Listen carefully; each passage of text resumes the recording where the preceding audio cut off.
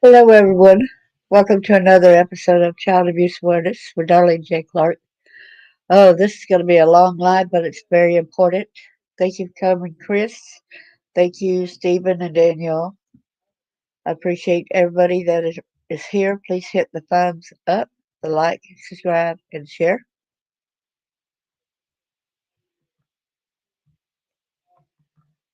Copyright disclaimer under Section 107 of the Copyright Act of 1976. Allowance is made for fair use for purposes such as criticism, comment, news reporting, scholarship, and research. Fair use is a use permitted by copyright statute that might otherwise be infringing. Nonprofit, educational, or personal use tips balance in favor of fair use. Make sure to put trigger warning. Remember in Matthew 18, verse 6, but whoso shall fear one of these little ones which believe in me, it were better for him that a millstone were hanged about his neck, and he were drowned in the depth of the sea. In Isaiah 1:17, learn to do right, seek justice, defend the oppressed, take up the cause of the fatherless, plead the case of the widow. Hello, everyone, for coming. Okay, so without further ado, let's get this ball rolling.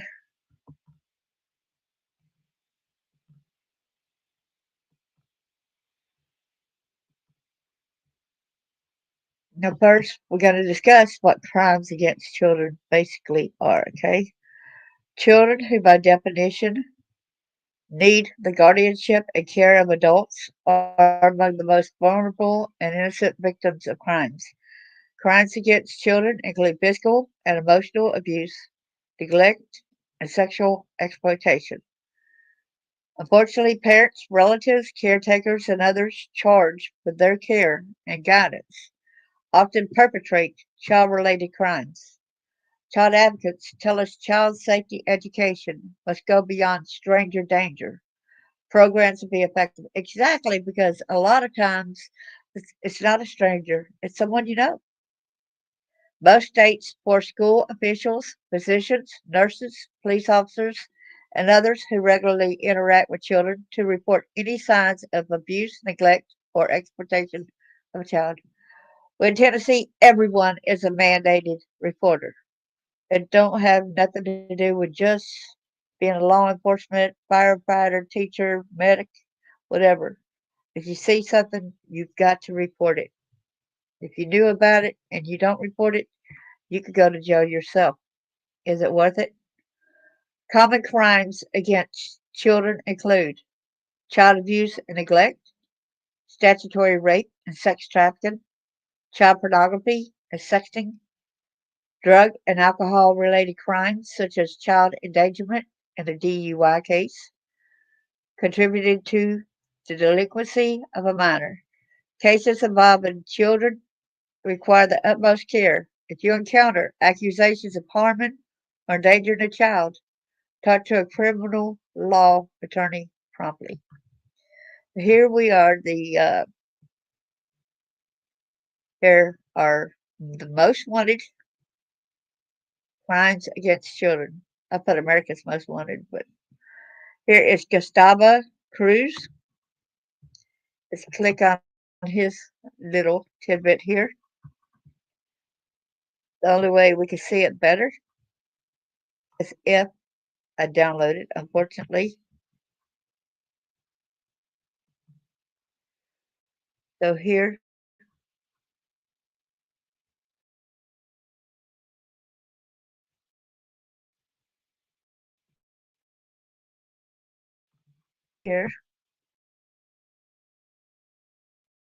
these are fugitives. Mexico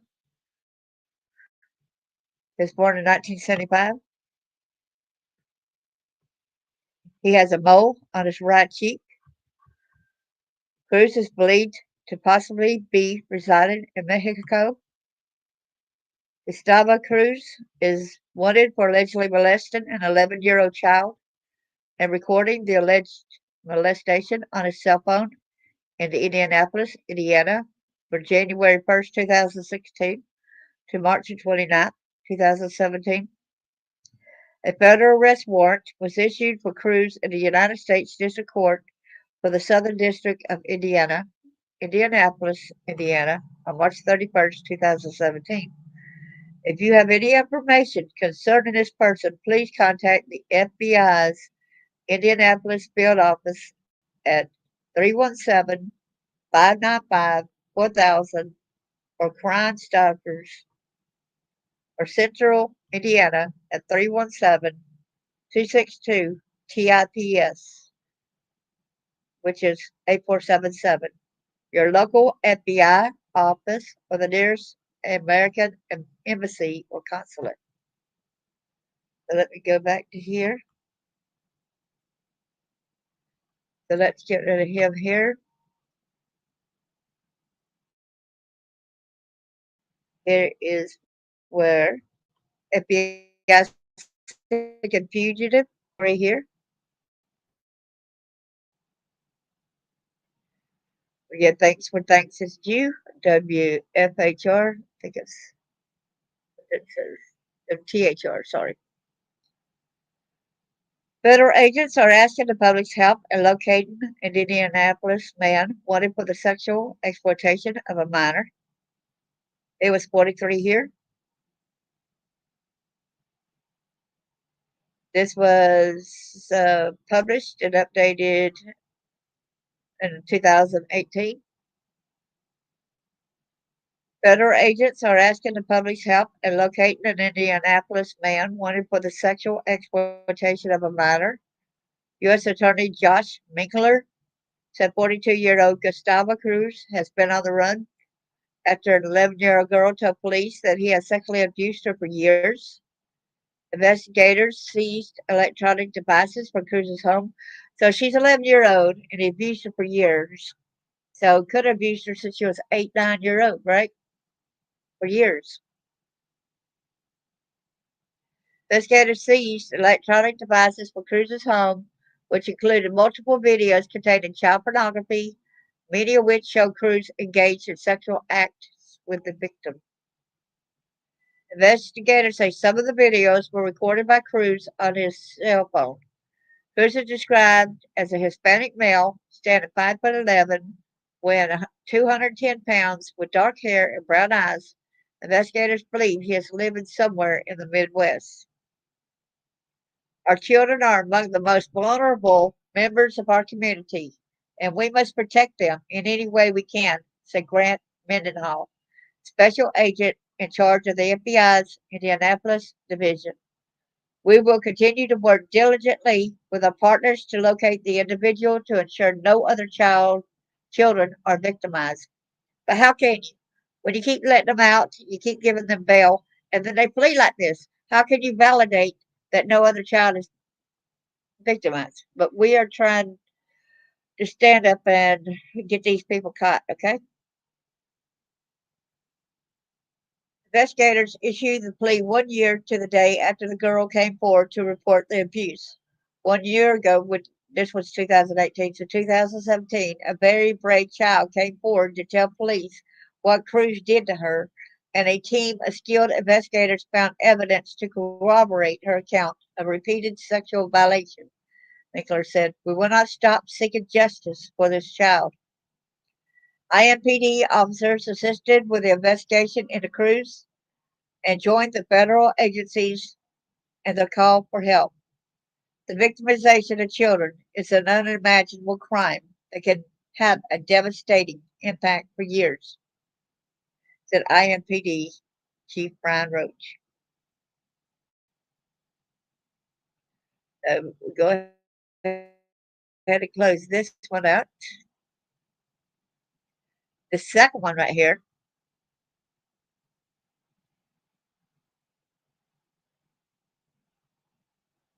I think I had closed out the other one a few minutes ago. This FBI man wanted on child pornography charges in Miami could be in Sonoma County. And this was reading, this is the PressDemocrat.com. The FBI Miami branch is offering a reward for any information leading to the arrest and conviction of Reginald Lamont Nelson, age 32. Nelson, according to the FBI, is wanted on child pornography charges and has ties to Sonoma County. I was trying to maximize the window.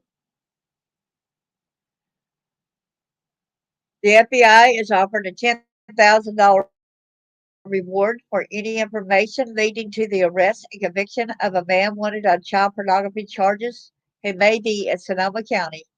The FBI's San Francisco branch announced Wednesday Reginald Lamont Nelson, age 32, has been charged with felony production of child pornography, enticement of a minor, and receipt of child pornography, FBI officials said. In May 2024, the U.S. District Court in Miami issued a federal warrant for his arrest. The authorities are asking the public for help, said he has ties to Sonoma County and could be in the area. Nelson has been known to use other aliases, including James Morgan, Nova Coagula, and Reginald Lamont Nelson II, the FBI said. Anyone with information about his whereabouts are asked to call the FBI, who will issue a $10,000 reward for information leading to Lamont's arrest and conviction. Thank you, staff writer Anna Armstrong.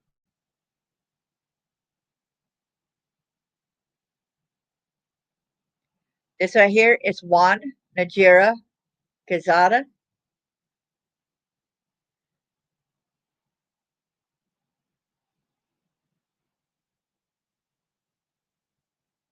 Okay. So is it going to download it too? I don't know. I don't see it right there. Hello, posters. Guess it don't want me to download it. So here we go with this story here. FBI seeking info on a man who allegedly sexually assaulted minors in 2007 in Colorado Springs. The Federal Bureau of Investigation FBI field office in Denver is still seeking information on a man who failed to appear in court on charges of luring and sexually assaulted underage girls at his home in 2007. According to FBI Denver, in 2007, Gregory Whitehead allegedly lured two underage girls to his home under the ruse of house cleaning services. While the girls were at his home, he allegedly served them alcohol, took graphic photos of them, and paid them for sexual favors. Following a report of sexual assault of a minor to the Colorado Springs Police Department, Whitehead was arrested on multiple charges, including sexual exploitation of children, soliciting for child prostitution, inducement of child prostitution, criminal intent to commit sexual assault, and sexual assault.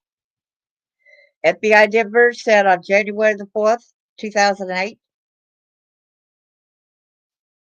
Whitehead failed to appear at a hearing, and the state district court issued a failure to appear warrant for his arrest.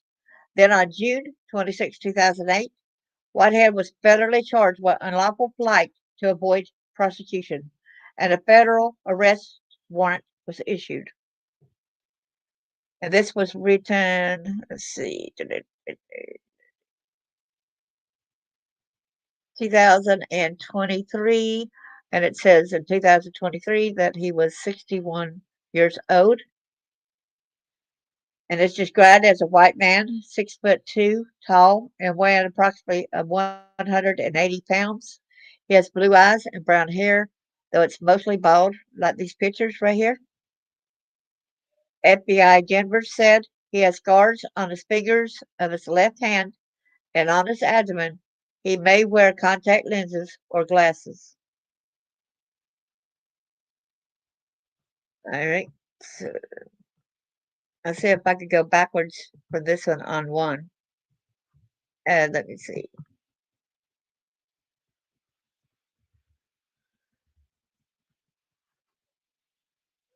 Okay, let's see if I can go back to the certain one I was on a little bit ago. Here we are. Okay.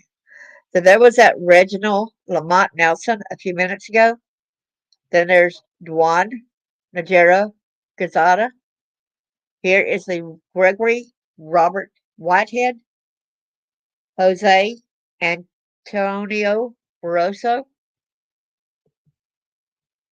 See who this is right here. Here he is right here.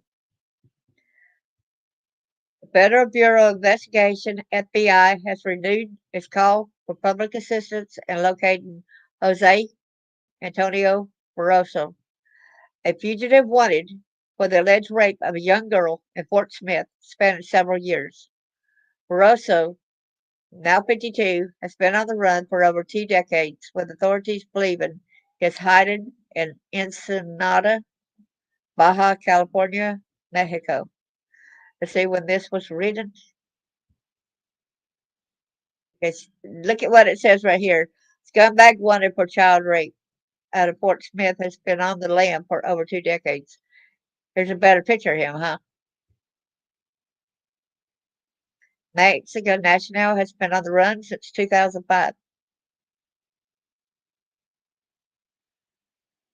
Well, Barroso, also known by aliases Juan Antonio Barroso, Jose A. Barroso. So right here we got him as Jose Antonio Barroso. And Jose A. Barroso Martinez is accused of committing a series of sexual assaults against a girl beginning when she was 5 years old and continuing until she was 11 when the crimes were reported. The allegations led a state arrest warrant issued for the District Court of Sebastian County, Arkansas on November 30th, 2004, charging him with rape. On February 1st, 2005, a federal warrant was issued by the U.S. District Court, Western District of Arkansas, for a lawful flight to avoid prosecution. What do y'all keep giving these people bail and bond, and a lot of them end up leaving, and we can't find them, so they're going and doing more deeds against our children. Described as a 5'7" Mexican national with black hair, brown eyes, and a distinctive scar on his left cheek near his mouth. Let's see if I can see that scar. Let's see. I guess it's kind of hard to see it as pictures, unless it's scar right here, not right here. No telling. Unless y'all can see it. See up here in this picture.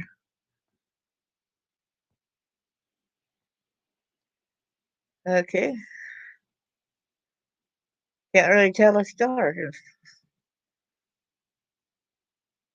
Just by looking at the picture, it's kind of hard to see.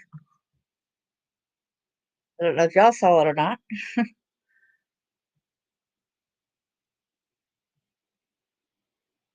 Wow.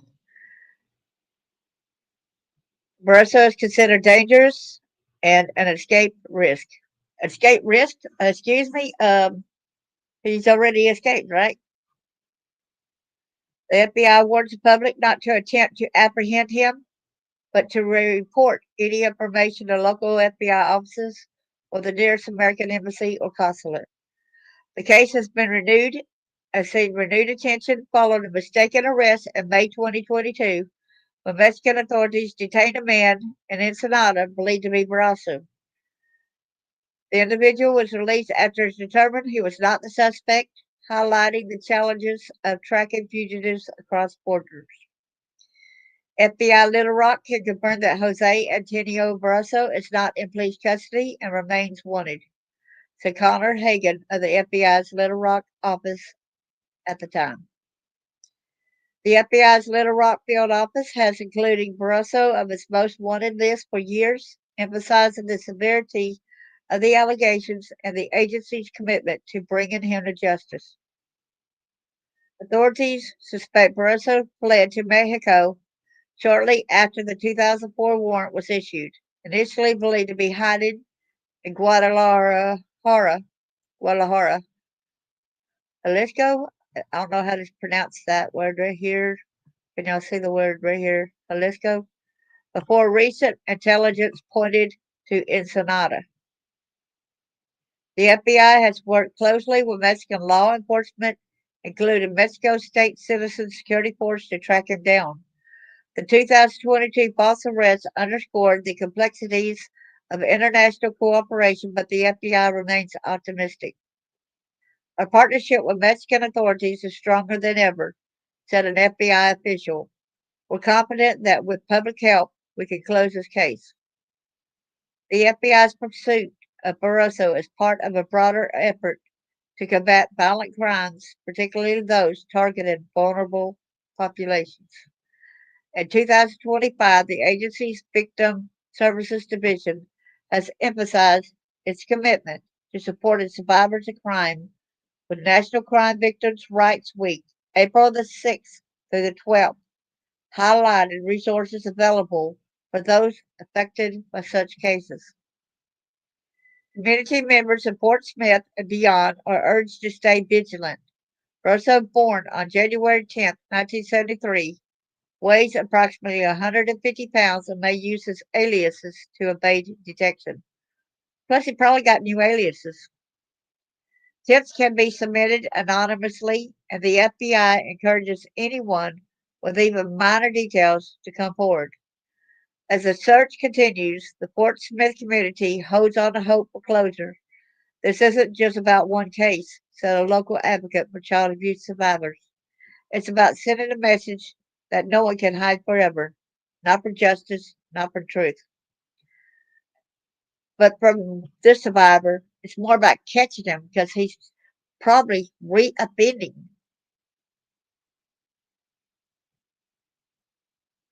There's two of his pictures here.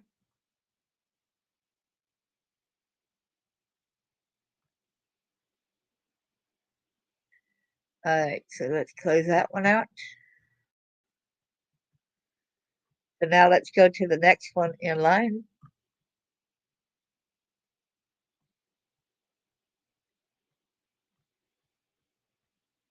I don't know how to say that, guys, real good. ELEUTERIO SUAREZ. I think, let's see if I found his information here or not. Yeah, here it is, right here. This happened in Franklin, Tennessee. This is posted and updated in 2023. FBI looking for a man accused of raping a 9-year-old girl in Franklin. The Federal Bureau of Investigation is asking for the public's help finding a wanted fugitive who is accused of repeatedly raping a 9-year-old girl. According to the Nashville Resident Agency of the FBI Memphis Field Office, investigators have been looking for 55-year-old ELEUTERIO SUAREZ for nearly a decade following the alleged crimes, which are believed to have happened in 2011 in Franklin. The Circuit Court for Williamson County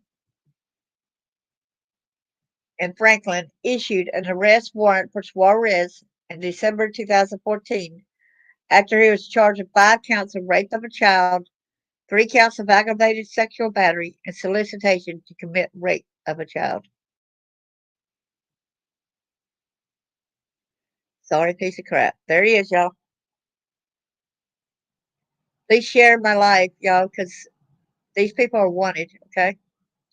A federal arrest warrant was issued for Suarez on September 24, 2015, in the United States District Court for the Middle District of Tennessee after he was charged with unlawful flight to avoid prosecution.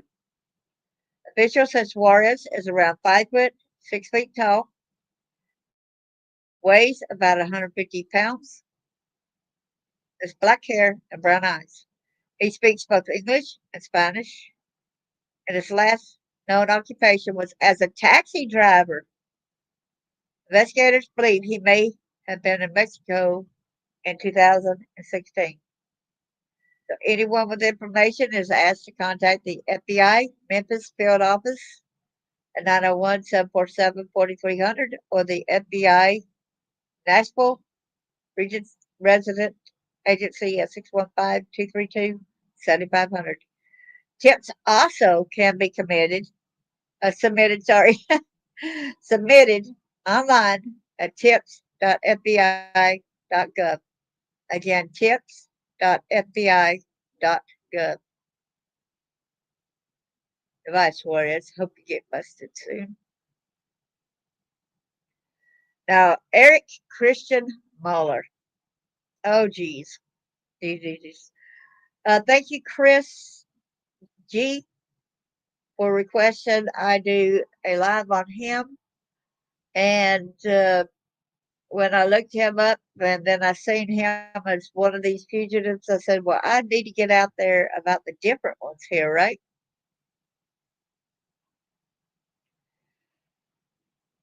Okay, so this is him. Okay. FBI seeks help finding convicted child molester on the lam for 20 years. This is June the 16th, 2023. Thanks to my newsla.com.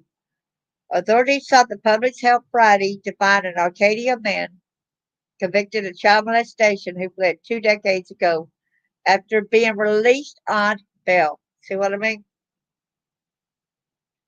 According to FBI, 55-year-old Erik Christian Moller of Arcadia is wanted for failing to appear at a sentencing hearing in San Luis Obispo on December the 18th, 2012. Okay, this was written June the 16th, 2023, okay? According to FBI, 55-year-old Erik Christian Moller of Arcadia is wanted for failing to appear at a sentencing hearing in San Luis Obispo on December 18, 2002. Moller was convicted of child molestation for lascivious conduct involving a girl during the years of 1997 through 2000. How many is there out there that was not even reported? Moller was usually entrusted to the care of the girl every week during her ages of 10 through 14. He plied her with drugs and alcohol before the molestations, FBI officials said. A federal bench warrant was issued for Mueller on March 19, 2003 for failure to appear in court. The court filed federal charges against him on April 24th of that year for unlawful flight to avoid prosecution by the United States District Court, Central District of California, and another warrant was issued for his arrest. Moller was described as white. He stands 5 foot 10 inches tall and weighs 140 pounds. His blonde hair, brown hair, and blue eyes. The FBI released a public image of him for assistance. Anyone with information regarding Muller's whereabouts are urged to contact the FBI at 310-477-6565. I think I've got a little bit more information on him and another one. I think it's the same one right here. All right, never mind on that. X-Snake. So the next one we got here is Rene F. Ramirez. Okay, there he is right there. All I got is his here. So to see if I could get you the poster.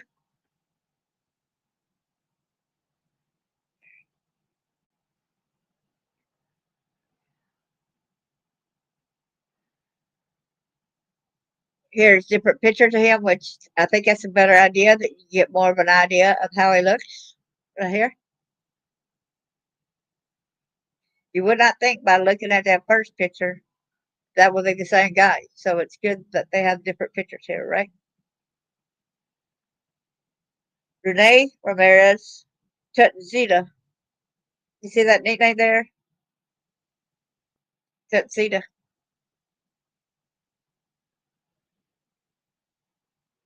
Ramirez is known to wear eyeglasses. He speaks both English and Spanish. He has ties to Bronx, New York, and Mexico.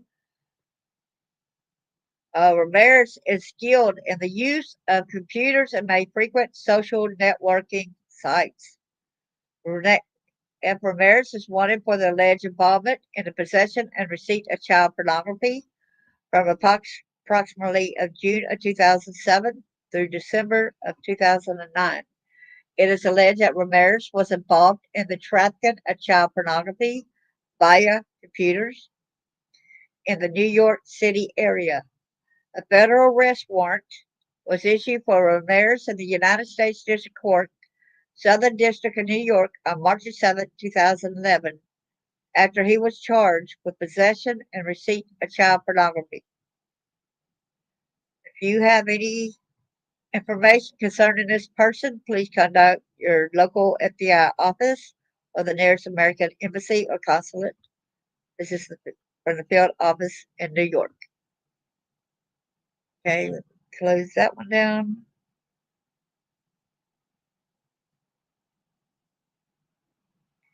Come on now. The computer's been a little slow. I'm sorry. And now, oh, that's Rex. So the next one is Rex. I don't know how to pronounce that name. Reichert. Reichert. I don't know how to pronounce it. I'm sorry. Here is the FBI fugitive that seeks upon fugitive wanted for sexual abuse of boys. So this is with the Times Herald. Thank you so much. Here's front of this artist rendering shows Rex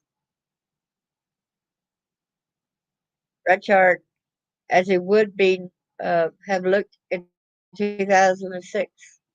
Reichert, who lived in Collegeville, is wanted for sexual abuse of children. He has been a fugitive since 1992.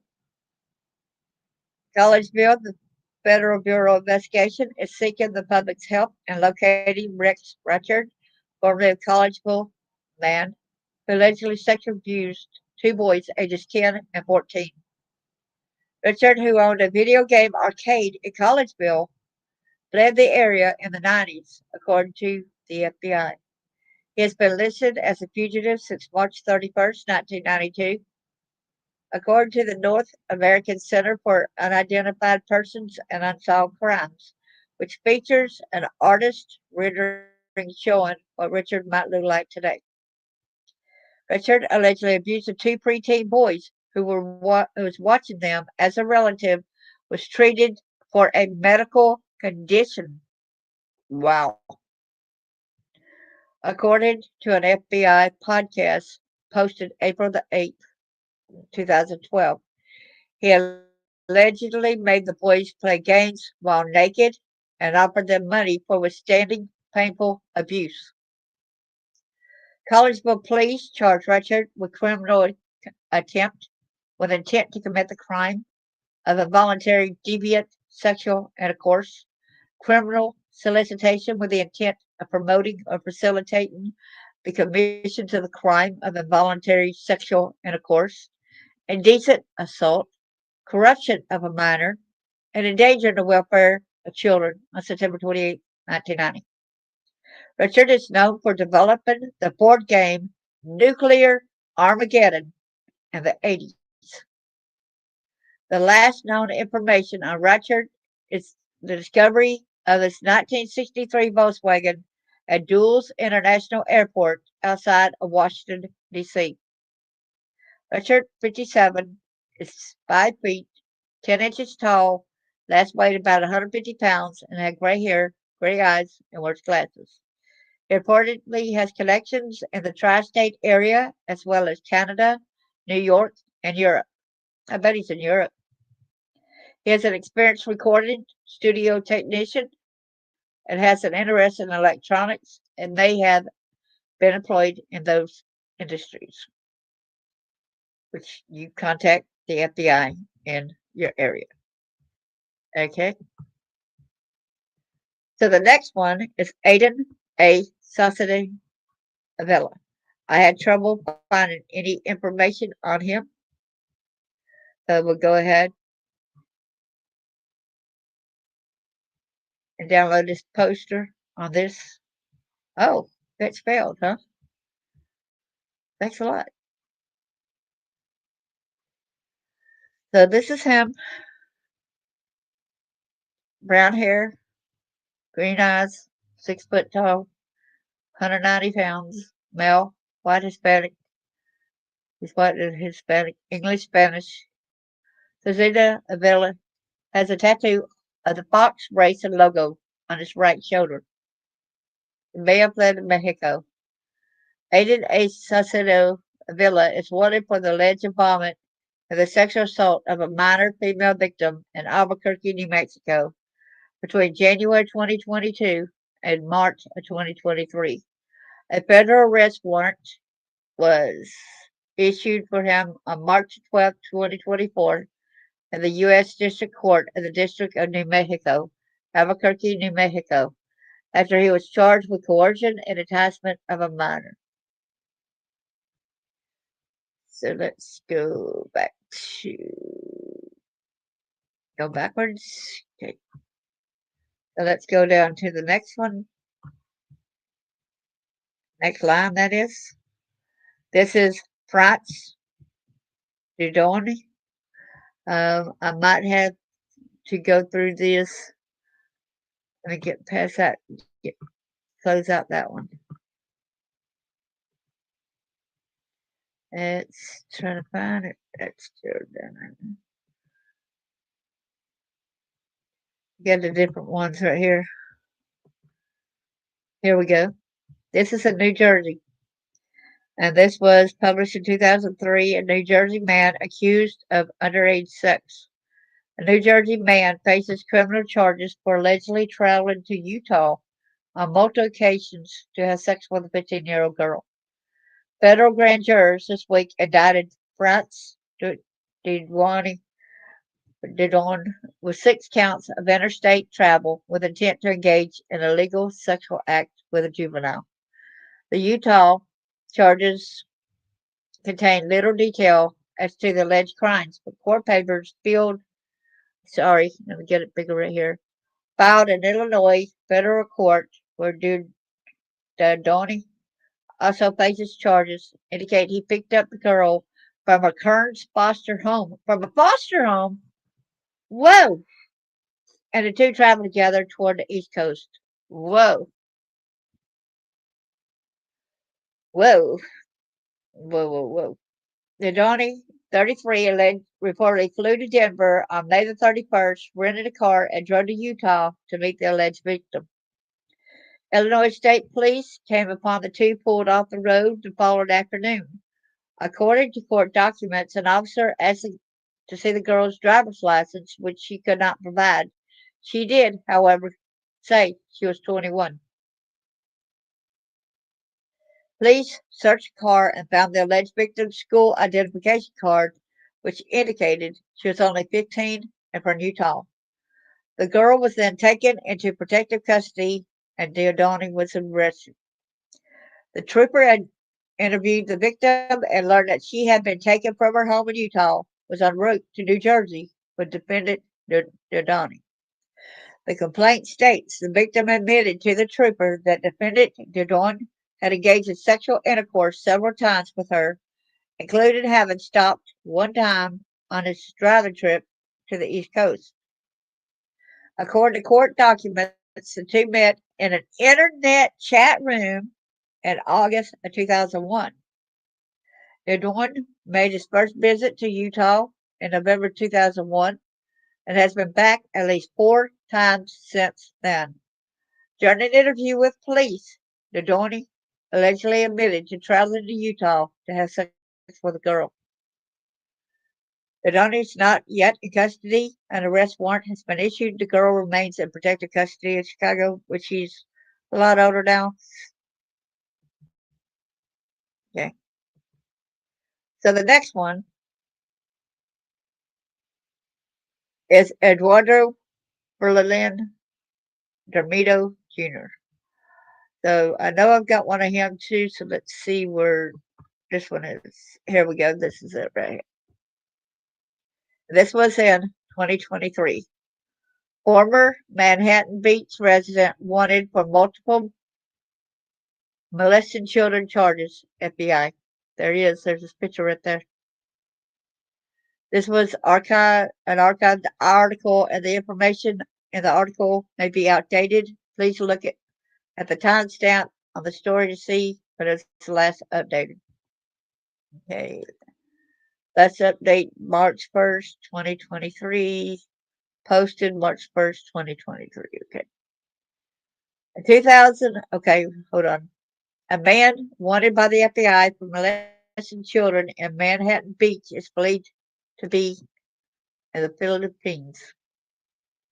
In 2015, Edgardo FERALIN DORMIDO Jr., 48, was charged in Los Angeles County with 5 felony counts, including oral copulation or sexual penetration with a child 10 years old or younger, and forcible lewd act on a child. He was not found in California, and the Manhattan Beach Police Department requested the help of the FBI. Last June, Dormido was federally charged with unlawful flight to avoid prosecution, and a federal warrant was issued for his arrest, FBI officials said.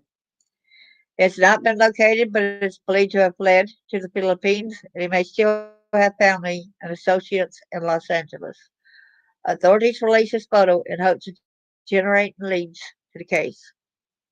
His black hair, brown eyes, weighs 130 pounds, and is 5 foot 4 inches tall. A reward money may also be available for anyone with information. So contact your local FBI office if you spot him. Let's go back to how he looks over here. There he is, right here. This guy, right? Okay. Now there's William Willingham. Here he is, right here. Unlawful flight to avoid prosecution, kidnapping, and rape. The FBI is offering $10,000 for information leading to the arrest of a man wanted for the rape of 2 women 23 years ago. William Willingham was added to the FBI's most wanted list for crimes against children. The FBI said that Willingham is wanted for rape and kidnapping after tying up his girlfriend in her bedroom and then raping her daughter in the next room on December the 2nd, 1998, in Tate County, Mississippi. The girlfriend was able to free herself and come to her daughter's aid, but Willingham allegedly forced her back into her room with a knife, according to the FBI. The FBI said he then returned to his girlfriend's daughter and allegedly continued to rape her. Willingham took off and was indicted by a Tate County grand jury months later for statutory rape and kidnapping. A federal arrest warrant was later issued after Willingham was charged with unlawful flight to avoid prosecution. Willingham, originally from Memphis, Tennessee, will be 60 years old today. Well, we got to go up here and see when this was put. That's 2022. So he'll be 63. Okay. And he has several distinct tattoos. According to FBI, Willingham would have Gemini tattooed on his left forearm, a circle with a symbol inside, and a circle with a cross inside. He's known to work as a welder and a tractor driver, the FBI said. The FBI wants people to be cautious. If they know Willingham, he has ties in Memphis and may travel through Arkansas and Alabama, the FBI said. He's also a heavy drinker, uses drugs, and is known to carry a 12-inch knife, according to the FBI. Y'all be careful. If you have any information about William Willingham, the FBI said you should contact your local FBI office or the nearest American embassy or consulate. So now let's go to GERARDO BELTRAN.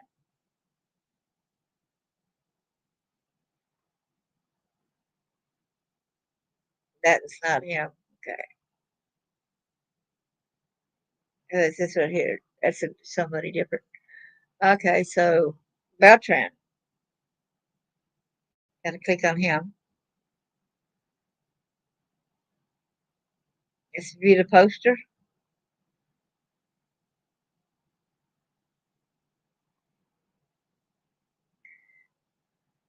There's two different pictures. And look, it looks like he's a priest. See? Way back. Looks like he's a priest. See the robe right here? It looks like a priest.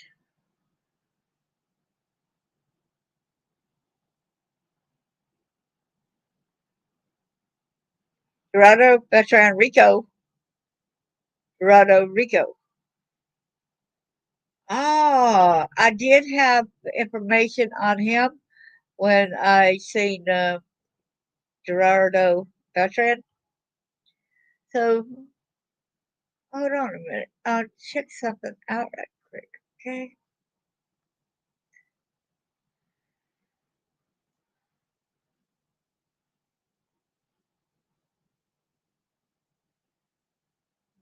Okay.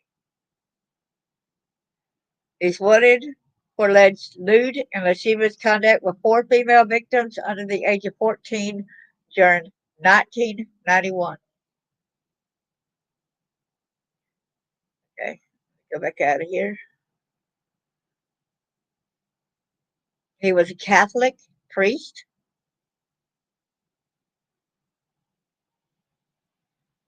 Look at there. Here is 46 clergy accused of sex abuse in Sacramento. There's a story on that too, right there. Okay, there it is. Justice reveals more accusations of sexual abuse by former North State Catholic priest. Six new allegations. Wow. It's just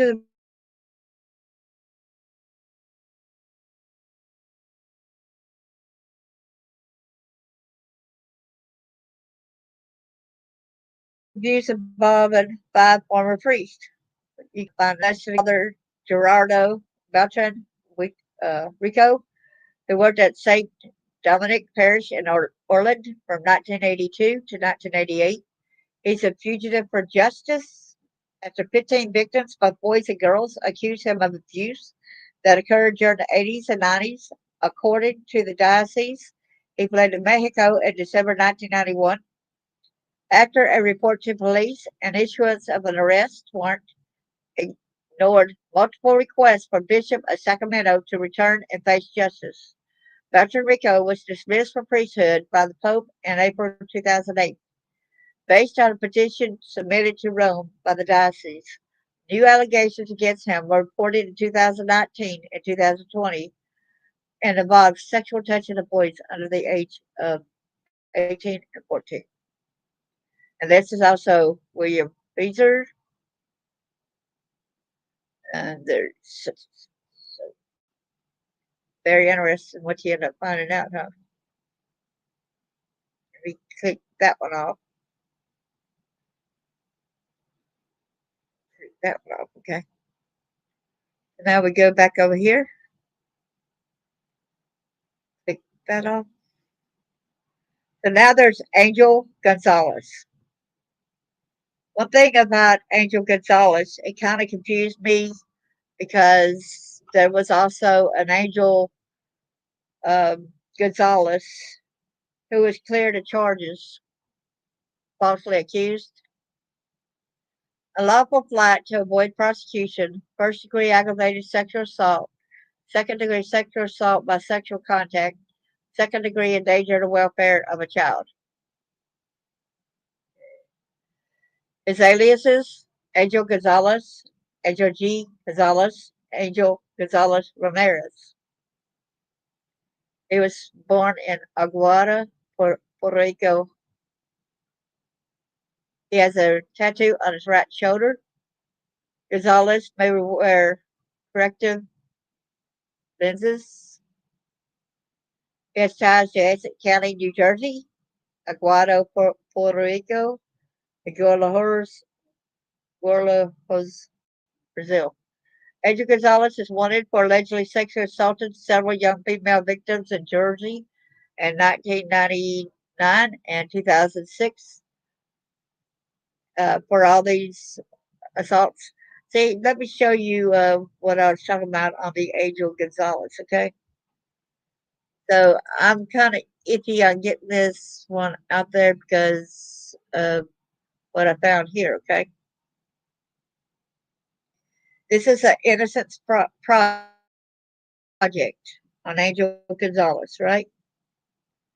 It says on March 10th, 2015, Angel Gonzalez was exonerated after serving over 20 years in prison for a rape he did not commit. In 94, Gonzalez was misidentified by a rape victim as her assailant. After he was arrested, he was then misled by police into signing a false confession. Although Gonzalez maintained his innocence from the beginning, it wasn't until 2013 that he was finally able to prove his innocence through DNA testing. So she was wearing a tampon, and so on the tampon, that's where it had the DNA of the two different men, and it wasn't Gonzalez's. Okay, but I do not know if y'all tell me whether y'all think it's the same person or not. Right?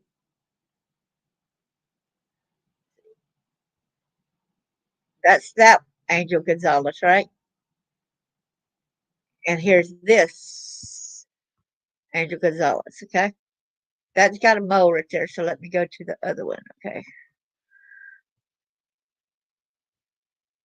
I don't see a mole, but there's possibly it's a little blurry.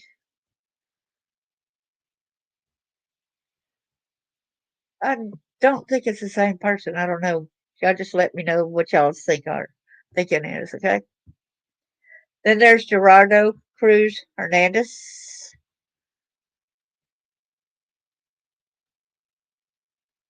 Let's see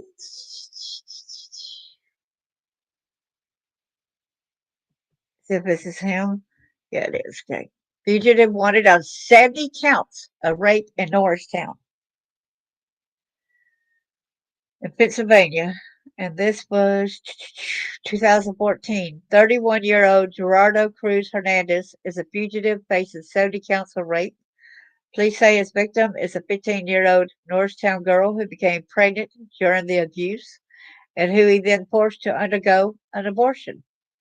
A teacher at the victim's school had noticed signs of abuse, so the school called the police. The district attorney is grateful for that teacher's decision.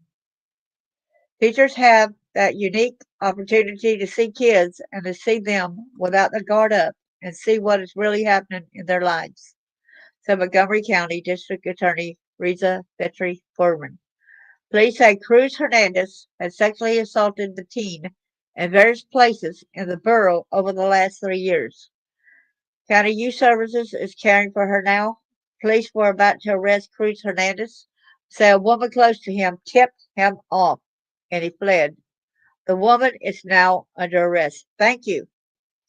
I'm convinced that we will find him and we will bring him back here. That's what should happen. And historically, we have been able to do that. We are talking about it publicly because we believe it really will help our efforts, said D.A. Furman. Prosecutors are coming forward with this horrible and delicate story because they fear Cruz Hernandez may not be within their grasp much longer. He is a Mexican national, and they believe he has already left Pennsylvania. Anyone with information on Cruz Hernandez whereabouts is urged to contact police immediately. This is copywritten in 2025. Okay. So now we're going to Jeffrey Dean McDaniel. And look at this picture of Gerardo Cruz Hernandez right quick, okay? And there's Jeffrey Dean McDaniel.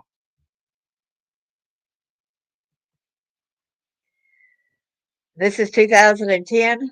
This is him over here. September the 18th, 2010. Sacramento FBI Special Agent Rebecca Brown has a case on her hands unlike any she's worked before. She's been tasked with finding accused child predator Jeffrey McDaniel, a man whose complicated alleged crimes make hunting him even more difficult than an average fugitive. Some of these I wonder if it could be one of the aliases and any that Charles Rogers could have known. Based on what I know of McDaniel, he is extremely manipulative and probably charm his way into any vulnerable person's life, says S.A. Brown. That's because back in '98, the vulnerable prey McDaniel allegedly targeted was unfathomable, his own 14-year-old daughter. According to police, McDaniel left his wife and newborn daughter in '84. In the years that followed, the little girl had no contact with her father until 1998 when she turned 14. And McDaniel expressed interest in meeting her. The girl's mother reluctantly agreed, and soon McDaniel began to visit often. Cops say it was the beginning of a disturbing and inappropriate relationship built on manipulation. The unthinkable. According to police, McDaniel spent endless hours on the telephone with his daughter, charming her and zeroing in on her vulnerability as a young teen with a troubled life at home. I would say he targeted her, says S.A. Brown. There were several factors involved here. Her age, the fact she never met him, her home life was difficult. He was manipulative and probably seemed very charming and was able to give her some sort of sense of someone really caring about her. As a result, cops say McDaniel and his daughter planned an escape from the girl's mother, who was growing increasingly worried and vocal about McDaniel's behavior. Cops say they traveled to Tijuana, Mexico, hitchhiking and traveling by bus to different towns and cities, and settling in a small town near Puerto Vallarta. Cops say it was during this time that the unthinkable happened. McDaniel got his own daughter pregnant. According to police, the two lived as husband and wife, with McDaniel working as a tattoo artist and cook, and his daughter working as a housekeeper and dishwasher. Cops say McDaniel's daughter believed he loved her and remained loyal to him. But McDaniel showed his true colors 2 weeks before the baby was due and explicitly taken off and leaving his daughter to fend for herself in Mexico. FBI warns McDaniel could harm others. Cops say McDaniel's daughter was taken in by a local family until the baby was born, and then a nun in the area gave her some money to get to Guadalajara and the American consulate for help. She was brought back to the U.S., where she told investigators everything that had happened. She definitely thinks it was a mistake. She understood it wasn't right and shouldn't have happened, says S.A. Brown. Not only did he continually have a sexual relationship with her at a young age, but he got her pregnant and then abandoned her in a foreign country. God said the nature of McDaniel's crimes were particularly egregious and believe he is capable of taking advantage of more young, vulnerable girls. I think he's likely to do it again if he hasn't already, warns S.A. Brown. God said McDaniel learned to speak fluent Spanish while living in Mexico and is able to blend in there. He may be working as a tattoo artist or in the computer industry. Please understand many years have passed, but urge anyone in the public who knows where McDaniel is to remember the terrible crimes he's accused of committing and do the right thing by turning him into authorities. Wanted for unlawful sexual intercourse, Nevada County, California, September 1998. Incest, Nevada County, California, September 1998. UFAP, Sacramento County, California. Okay, so let's go to the last but not least, Jerold C. Dunning.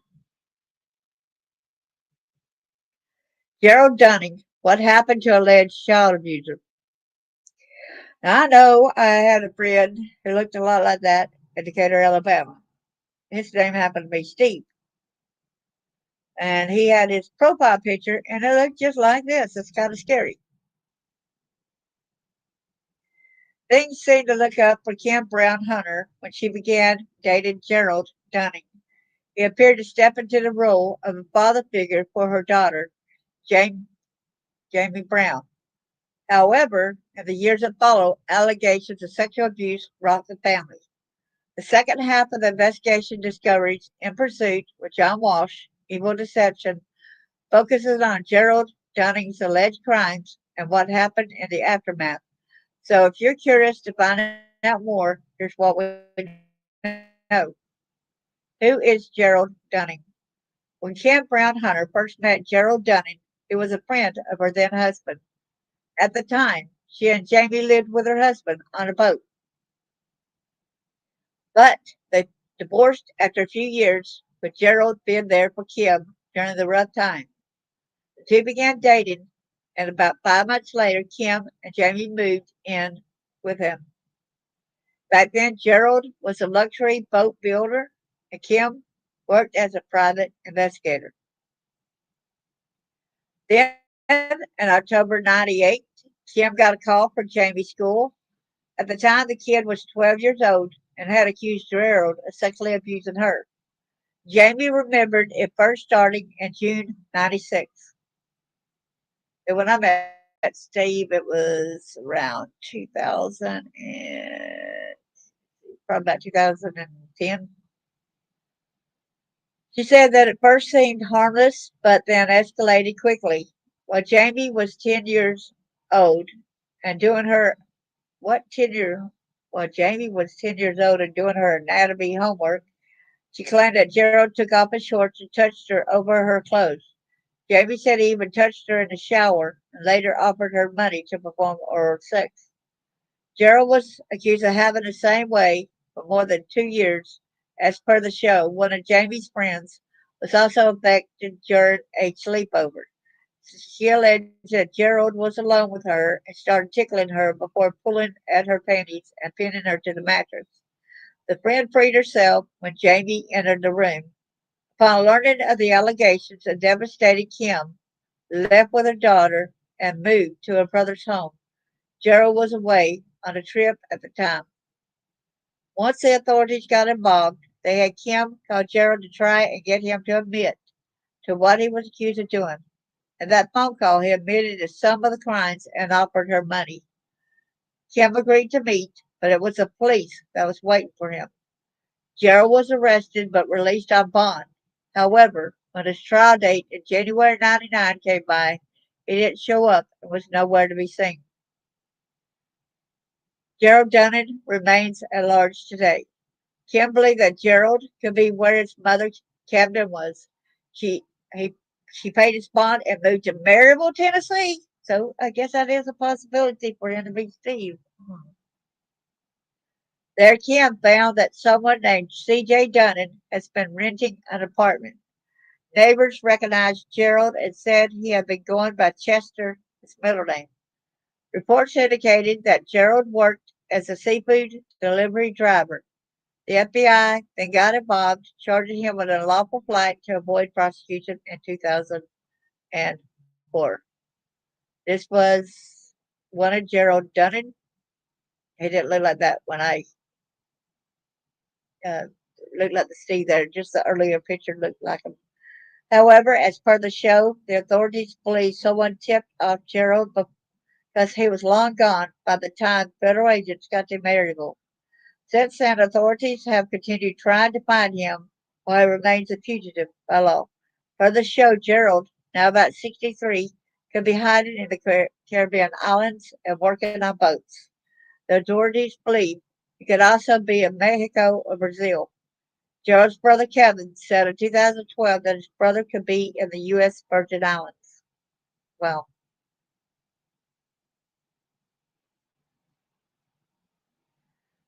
well. So, y'all, please get this information out there. It's very important. Thanks for coming back. Hey there, Jonna. Good to see you. I'm sorry I didn't see you earlier. Y'all, please pass this information on. These culprits, they need caught. Would that not be weird if that happened to be the friend I had met? And and if it so happens to be that friend, last time I seen him, he lived in Decatur, Alabama. So time will tell. I'm going to research more into that. And he was always hush hush and not talking much about his life or nothing. He was very vacant. So let's hope and pray that these get busted. And thank you, Chris G, for giving me that information on Eric Muller. Had I not seen that, I would not get this. There was another one that was a top 22 wanted, right? And I find that very interesting because one of the guys that was wanted is deceased, right? Hey, our lady, oh, good to see you. Thanks for coming in. And he was found at the lake. I believe they said he was tied up. Somebody offed him. They wrapped him. I believe they wrapped him in something and tied him down, threw him in the lake or river or something, and to that pedophile. There's one less pedophile you got to worry about. Maybe I shouldn't say it that way, but somebody we know that some people will go ahead and protect their uh, offspring, and he was, you know, protect kids and stuff like this. And with the government ain't protecting them, there's going to be some people that's going to stand up and say, "You get near my kid," and maybe he got a little bit too close to somebody's kid, and maybe that's how that other guy got off, you know, um, murdered and stuff. Like, you got to stay away from my kids, buddy. There's some tiger bears, like, you're not going to mess with them. And who do we trust about the judicial system when they keep giving them slap on the wrist and keep letting them go and giving them bail? Look at all these that evaded the police. It's that's evading the law. How many people are all these going and continuing to harm our children? Thank y'all. God bless each and every one of y'all. It's so good to see y'all here too.